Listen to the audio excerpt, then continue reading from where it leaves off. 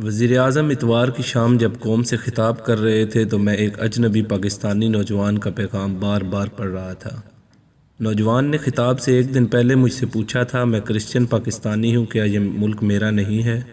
میں نے اسے جواب دیا تھا، آپ مجھ سے زیادہ پاکستانی ہیں کیونکہ میں شاید پاکستان نہیں چھوڑ سکتا، لیکن آپ چوائس کے باوجود پاکستانی ہیں، لہٰذا ملک پر آپ کا مجھ سے زیادہ حق ہے۔ اس نے کہا، پھر وزیر اعظم اپنی ہر تقریر میں مسلمانوں اور ریاست مدینہ کا ذکر کیوں کرتے ہیں؟ یہ پاکستان کے ہر شہری کو پاکستانی کیوں نہیں سمجھتے اور ان کے سٹیج پر اقلیت کے نمائندے کیوں نظر نہیں آتے؟ میرے پاس اس سوال کا کوئی جواب نہیں تھا۔ اتوار کے دن بھی عمران خان نے بطور وزیر اعظم اپنے آخری عوامی خطاب میں صرف مسلمانوں کا ذکر کیا۔ یہ پاکستان کے ان محسنوں کو بھول گئے جو مسلمان نہ ہوتے ہوئے بھی اپنی زندگی اس ملک پر قربان کر گئے۔ مثلاً آپ تورو کو ہی لے لیجئے۔ اب یہ سوال ہے کہ یہ تورو کون ہے؟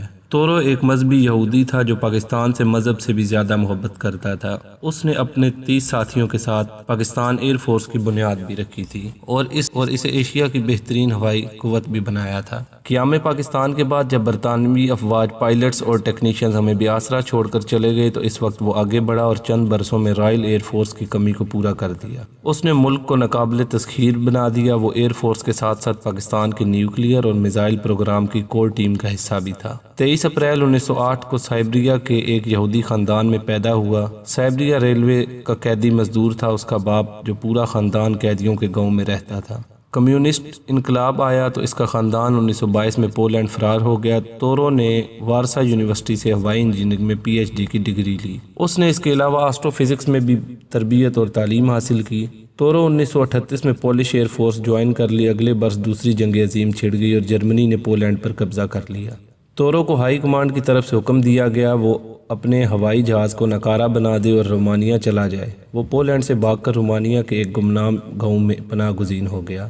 اس دوران اس کے ساتھی طالبہ زوفیا اسے تلاش کرتی ہوئی اس علاقے میں پہنچ گئی۔ دونوں نے وہیں شادی کر لی۔ جرمنوں کی یہودیوں کے خلاف نفرت انتہا کو چھو رہی تھی۔ وہ دونوں ہنگری اور فرانس سے ہوتے ہوئے برطانیہ جا پہنچے۔ برطانیہ کو پائلٹس کی ضرورت تھی۔ اس نے برطانوی رائل ایئر فورس جوائن کر لی۔ رائل ایئر فورس میں اس کی کارکردگی عمدہ تھی، مگر جنگ کے بعد اسے 8000 پولش ایئر مینز کے ساتھ فارغ کر دیا گیا۔ وہ دل برداشتہ ہو گیا، لیکن اس کے باوجود اس نے کمیونسٹ دنیا میں لوٹنا مناسب نہ سمجھا۔ وہ برطانیہ میں اپنی 2 بیٹیوں کے ساتھ بے آسرا ہو چکا تھا۔ 1948 میں پاکستانی ہائی کمیشن لندن نے اشتہار دیا، پاکستان کو تربیت یافتہ اور ماہر پائلٹوں کی ضرورت ہے۔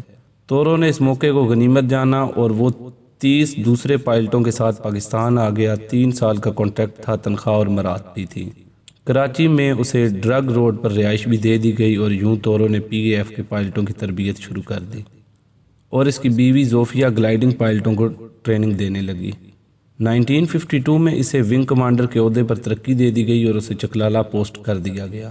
اسی دوران اس کے ہاں ایک بیٹا اور ایک بیٹی پیدا ہوئی۔ بچوں کی تعلیم اور معاشی معاملات کی وجہ سے زوفیا نے پاکستان ایئر فورس چھوڑ دی اور کراچی امریکن اسکول اور کراچی یونیورسٹی میں پڑھانا شروع کر دیا۔ 3 برس مکمل ہونے پر زیادہ تر پولش پائلٹ واپس چلے گئے، جبکہ باقی نے اورینٹ ایئر لائن جوائن کر لی۔ یہ ایئر لائن بعد از PIA بن گئی۔ 1957 میں تورو کو واپس کراچی پوسٹ کر دیا گیا۔ 1955 مینو گروپ کیپٹن اور 1960 میں ایئر کموڈور بن گیا۔ 1961 میں اسے اور اس کے خاندان کو پاکستانی شہریت بھی دے دی گئی۔ 1965 میں ہندوستان کے خلاف جنگ میں امریکہ نے پاکستان کو سپیئر پارٹس کی سپلائی روک دی تو اس نے مقامی سپیئر پارٹس سے کام چلایا۔ اس کی مسلسل محنت، بے لوث جذبے اور عمدہ کارکردگی کو دیکھتے ہوئے اسے تمغہ امتیاز، ستارہ امتیاز اور ستارہ قائد اعظم سے بھی نوازا گیا۔ تورو نے 1967 میں ایئر فورس چھوڑ دی اور وہ پاکستانی خلائی ادارے سپارکو کا ایگزیکٹو ڈائریکٹر بن گیا۔ اس نے سپارکو کو بھی آسمان کی رفتوں تک پہنچا دیا۔ وہ 1970 میں سپارکو سے بھی ریٹائرڈ ہو گیا۔ بڑھاپے کے ایام میں تکلیف میں گزرے۔ وہ بچپن میں پولینڈ میں موٹر سائیکل حادثے کا شکار ہوا تھا۔ 1980 میں وہ اپنے ڈرائیور سمیت کراچی میں ایک ٹریفک حادثے میں ہلاک ہو گیا۔ اسے مکمل سرکاری اعزاز کے ساتھ کراچی کے مسیحی قبرستان میں دفن کیا گیا۔ زوفیا تورو اس کے بعد بھی زندہ رہی۔ اس کے نواسے اور پوتے پوتیاں اس کے سامنے پیدا ہوئے۔ وہ بھی پاکستانی یہودی تھے۔ زوفیا بھی بالآخر فروری 2012 میں وفات پا گئی اور اس کے محبوب شوہر کے پہلو میں کراچی میں دفن کر دیا گیا۔ دونوں کے انتقال کے بعد کلاسیفائڈ دستاویزات کھلی تو یہ حقیقت سامنے آئی، تورو کو جاسوس بنانے اور خریدنے کے متعدد کوششیں ہوئی مگر اس نے انکار کر دیا تھا۔ اس سے جب اس بارے پوچھا گیا تو اس نے الٹا سوال کیا تھا، ایک محب وطن پاکستانی ہونے کے ناطے کیا مجھے زیب دیتا تھا میں ایسے بدبودار لوگوں کو توجہ بھی دیتا جو مجھے خریدنا چاہتے تھے؟ آپ نے تورو کی کہانی پڑھی، آپ اس شخص کا کمال دیکھیے، یہ کہاں سے آیا اور اس نے کس طرح پاکستان کو اپنا ملک بنایا اور پھر اسی پاکستان کی مٹی میں دفن بھی ہوا۔ آپ چند لمحوں کے لیے اس کا مذہب اور عقیدہ سائڈ پر رکھ کر سوچئے اور جواب دیجئے، کیا خاندان اور زبان چھوڑ دینا اور اپنی پوری زندگی ان لوگوں کے لیے وقف کر دینا جو دوسروں کو مذہب کی بنیاد پر اچھا یا برا سمجھتے ہوں، کیا یہ آسان ہوتا ہے؟ اور کیا کسی نئے ملک کی ہواؤں اور فضاؤں کو ناقابل تسخیر بنا دینا اور لاکھوں کروڑوں روپے کی آفرز کو ٹھکرا کر چند ہزار روپے پر گزارا کرنا اور پھر خاموشی سے مر جانا، کیا یہ بھی آسان ہے؟ ڈاکٹر عبدالسلام بھی ایک نابغہ روزگار شخصیت تھے۔ دنیا آج بھی انہیں بڑا دماغ سمجھتی اور مانتی ہے۔ پاکستان کے لیے ان کی کنٹریبیوشنز بھی کم نہیں ہیں، لیکن ان کا عقیدہ، ان کا مذہب بھی ہمارے سامنے دیوار کی طرح کھڑا ہو گیا اور آج بھی ہم ان کے احسان ماننے کے لیے تیار نہیں ہیں۔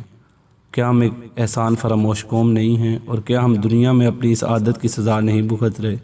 لہذا وزیر اعظم صاحب، خدا کے لیے عوام کو مذہب اور عقیدے کے نام پر مزید تقسیم نہ کریں۔ یہ ملک پہلے ہی عقیدوں کی آگ میں جل رہا ہے۔ اس ملک کی اقلیتیں ہم سے زیادہ پاکستانی ہیں، یہ آپشنز کے باوجود اپنی مرضی سے اس ملک کے شہری ہیں۔ آپ بار بار مذہب کا نام لے کر ان کو کیا پیغام دینا چاہتے ہیں؟ کیا یہ ملک ان کا نہیں ہے؟ اور کیا یہ 73 لاکھ لوگ اس ملک سے چلے جائیں؟